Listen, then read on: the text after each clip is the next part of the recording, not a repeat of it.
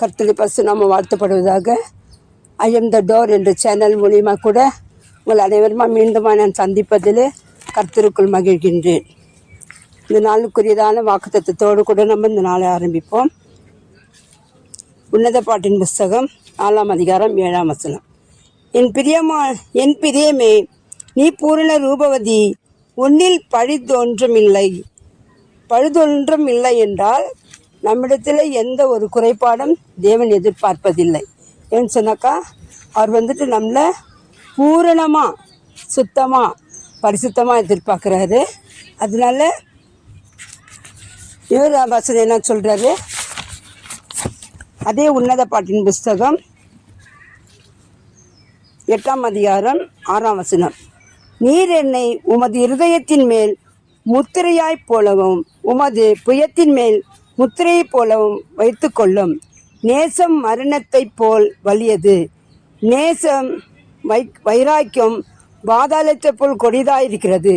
அதன் தழல் அக்னி தழிலும் அதன் ஜுவாலை கடும் ஜுவாலையிலுமாக இருக்கிறது. அப்படின்னு சொன்னால் நேசம் நம் தேவன் நம்மேல் வைத்திருக்கிற நேசம். அதாவது நம்மக்கிட்ட எந்த பழுதும் எந்த விதமான அசுத்தமான காரியம் இல்லை, எந்த கெட்ட எண்ணமும் இல்லை, அவருக்குரிய எந்த காரியமும் நமக்குள்ளே இல்லைன்னு சொன்னாக்கா, அவருக்கு பிரியமாக நம்ம இருக்கும்போது, நம்மக்கிட்ட எந்த பழுதும் இல்லாத இருக்கும்போது அவர் நம்ம மேலே என்ன பண்ணுறாராம், முத்திரையை போடுறாராம். இப்போ நீங்கள் பார்த்தீங்கன்னா, நான் சும்மா ஒரு எக்ஸாம்பிளுக்கு தான் இதை சொல்கிறேன். ஏன்னு சொன்னாக்கா, ஒரு ஆடோ மற்ற எந்த காரியத்தையோ ஒரு டெஸ்ட்டு கூட்டின்னு போவாங்க, அதை வழி செலுத்தும்படியாக. அதுக்கு தகுதியாக இருந்தால் மாத்திரமே லேவியருங்கெல்லாம் அதை செலெக்ஷன் பண்ணி அதை உள்ளே அனுப்புவாங்க. ஏன்னு சொன்னால் பலிப்பிடத்துக்கிட்ட இருக்கிறது பரிசுத்தமுள்ளதாக காணப்பட வேண்டும் என்று தேவன் விரும்புகிற பிரகாரமாக லேவியர்களும் அதை கடைப்பிடிச்சு வந்தாங்க. அதே போல் நம்ம கூட நாம் பரிசுத்தமாக இருக்க வேண்டும் என்று சொல்லிட்டு நம்ம ஆலயத்துக்கு போகிறதும் வேதத்தை வாசிக்கிறதும் கர்த்தருக்கு பிரியமாக நடக்கிற காரியத்திலும் நம்ம உண்மையாக இருந்தால் நிச்சயமாக கர்த்தர் நம்மையும் கூட முத்திரிக்கப்பட்ட பிள்ளைகளாய் அவர் நம்ம கொண்டு போகிறவராக காணப்படுகிறார். இன்னுமா கூட சொல்லப்போனாக்கா அதே உன்னத பாட்டு 8ஆம் அதிகாரம் 7ஆம் வசனத்தில் பார்த்தீங்கன்னா,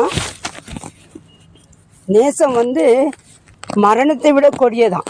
அப்படின்னு சொன்னாக்கா ஒரு வாலிப ஆண் பிள்ளையை ஒரு பெண் பிள்ளையை நேசிக்கிறான்னு வச்சுக்குவோம். அந்த பெண் பிள்ளை ஏழை குடும்பத்தை சார்ந்தவளாக இருந்தாலும் கூட பரவாயில்ல, அந்த ஆண் பிள்ளைக்குள்ளே இருக்கிற வைராக்கியம் அது எவ்வளோ கோடியோ இல்லை மொத்தம் வீட்டை கொடுத்தா கூட அதுக்கு ஈடாக அந்த பிள்ளை அதை ஒத்துக்காதான். அந்த பெண்ணை தான் நான் திருமணம் செய்து கொள்ளுவேன்ற ஒரு வைராக்கியத்தில் நிற்குமா. அந்த நேசம் மரணத்தை காட்டிலும் கொடியதான். ஏன்னு சொன்னாக்கா ஆண்டு நம்ம மேலே வச்சுருக்கிற நேசம் கொஞ்சம் நஞ்சம் இல்லை. ஏன்னு சொன்னால் பரலோகத்தில் இருக்கிற தேவன் தாமே தம்முடைய ஒரே பேரானுக்குமார் நமக்காக அனுப்பி கொடுத்து அவருடைய நேசத்தின் நிமித்தமாக நமக்கு அவருடைய ஜீவனையே கொடுத்து நம்ம மீட்டிருக்கிறாரு. அந்த நேசம் எவ்வளோ கொடியதாக மரணத்தை காட்டிலும் கொடியது. அந்த நேசத்தை கொடுத்து நம்ம மீட்டிருக்கிறாரு. அதே போல தான் திரளான தண்ணீர்களும் நேசத்தை அவிக்க மாட்டாதான், வெள்ளங்களும் அதை தணிக்கக்கூடாதான். ஒருவன் தன் வீட்டிலுள்ள ஆசைகளை எல்லாம் நேசத்துக்காக கொடுத்தாலும் அது முற்றிலும் அசட்டை பண்ணப்படுமா.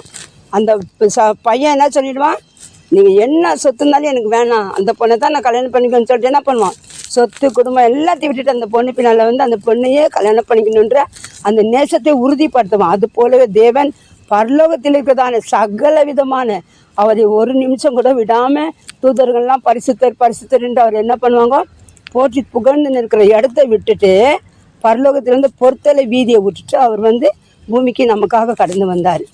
ஒரே ஒரு பாட்டை பாடி நான் இந்த இதை முடிக்கிறேன்.